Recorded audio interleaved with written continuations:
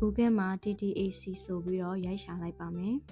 ပထမဆုံးထွက်လာတဲ့ No Face ဆိုတဲ့ website ထဲကိုဝင်ပါမယ် Arrival Guest ဆိုတာကိုရွေးပါမယ်ဥပမာနာမည်ကသစင်နွယ်ဝင်းဆိုရင်ကိုဖြည့်ထားလိုမျိုးလေးခွဲပြီးတော့ထည့်ပါမယ်အနီချဲထားတဲ့နေရာလေးမှာကိုယ့်ရဲ့ passport နံပါတ်ကိုထည့်ပါမယ် nationality မှာမြန်မာလို့ထည့်ပါမယ်မွေးနေ့မှာနှစ်လရက်အစဉ်လိုက်လေးထည့်ပါမယ်အလုပ်အကင်မှာကိုယ့်အလုပ်ကင်ယာရုထည့်လို့ရတယ်လို့ဘာထည့်ရမှန်းမသိဘူးဆိုရင်တော့ sales representative အယောင်းဝန်ထမ်းဆိုပြီးတော့ထည့်လို့ရပါတယ်ပြီးရင်တော့ gender ရွေးပါမယ်ကိုက visa နဲ့ဝင်မှာဆိုရင်တော့ visa နံပါတ်လေးထည့်ပါ visa free 14ရက်နဲ့ဝင်မယ်ဒါမှမဟုတ် transit တက်ပဲဆိုရင်တော့ဘာမှထည့်စရာမလိုပါဘူးเนาะပြီးရင်တော့မြန်မာကိုရွေးပါမယ် city of residence ကတော့ကိုယ့်ရဲ့ passport ထဲက place of birth ကိုထည့်ပါမယ် date of arrival မှာကိုရောက်မယ့်ရက်ကိုထည့်ပါမယ်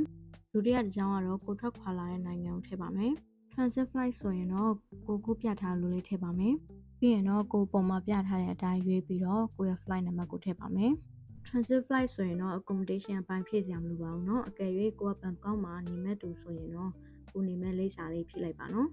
ထိုင်းကိုမဝင်ခင်နှစ်ပတ်အတွင်းကိုနေခဲ့တဲ့နိုင်ငံဖြည့်ပါမယ်ပြီးတော့ရင်တော့ preview ဆိုတာကိုနှိပ်ပြီးတော့စစ်ပါမယ်ကိုနီချဲပြထားတဲ့နေရာလေးတွေကိုအဓိကထားပြီးတော့စစ်ပါမယ်အကုန်လုံးမှန်တယ်ဆိုရင်တော့ကိုယ့်ရဲ့ email ထည့်ပြီးတော့အမှတ်ကြီးလေးနှိပ်ပြီးတော့ submit လုပ်လိုက်မယ်ဆိုရင်တော့အခုလိုမျိုး QR လေးထွက်လာမှာဖြစ်ပါတယ်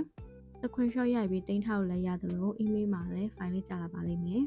immigration မှာ Thai arrival ကတ်လို့မင်းရင်ပထမစာမျက်နှာကိုပြလိုက်ရင်ရပါတယ်နော်အခုလိုမျိုးအရေးပါတဲ့ပို့တူတာလေးမျှဝေပေးသွားမှာမလို့ follow လုပ်ထားနော်